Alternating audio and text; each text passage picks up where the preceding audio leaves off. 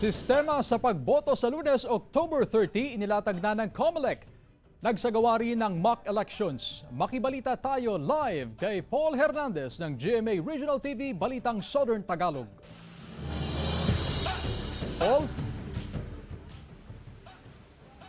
Alam mo, Chris, double time ngayon sa pangangampanya itong mga kandidato para sa barangay and SK elections, lalo at isang araw na lamang yung natitira bago yung last day ng campaign period.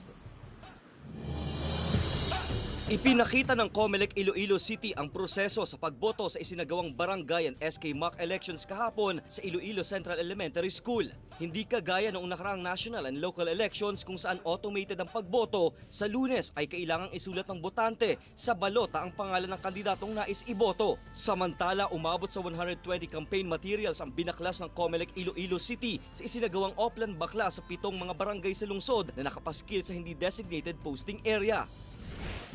Sa Naga City, alas 5 pa lang ng umaga, bubuksan na ang mga voting center sa Lunes para sa pilot implementation ng early voting hours para sa mga senior citizen, PWD at mga buntis. Pero kahit tapos ng early voting hour, bibigyang prioridad pa rin ng makaboto ang mga nakapilang senior, PWD at mga buntis ayon sa COMELEC. Mahigit 700 mga botante mula sa Barangay Kapantawan, Legazpi City, Albay ang napiling voter population ng COMELEC para sa unang implementasyon ng mall voting. Ang magiging resulta ng early voting hours sa Naga City at mall voting sa Legazpi City ang magiging basehan daw ng COMELEC kung ipagpapatuloy na ito maging sa iba pang lugar sa susunod na eleksyon.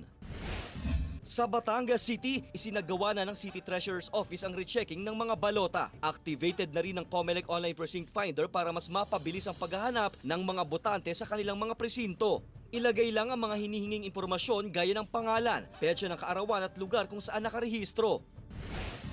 Alinsunod naman sa Resolution number 1 ng Special Task Group na binubuo ng PNP, AFP at Philippine Coast Guard, ipatutupad sa buong lalawigan ng Negros Oriental simula October 28 hanggang sa bisperas ng barangay and SK elections ang curfew hours na magsisimula ng 10 p.m. hanggang 4 a.m. Simula ngayong araw, October 27 hanggang November 2 ay nasa full alert status na ang kapulisan sa Northern Mindanao. Ayon sa Police Regional Office 10, asahan ang mas maraming presensya ng kapulisan sa mga kalsada.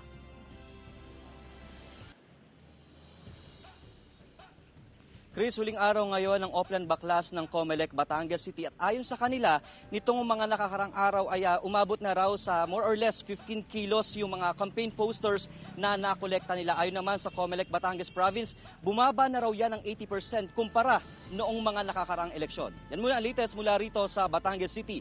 Chris. Maraming salamat, Paul Hernandez ng GMA Regional TV, Balitang Southern Tagalog.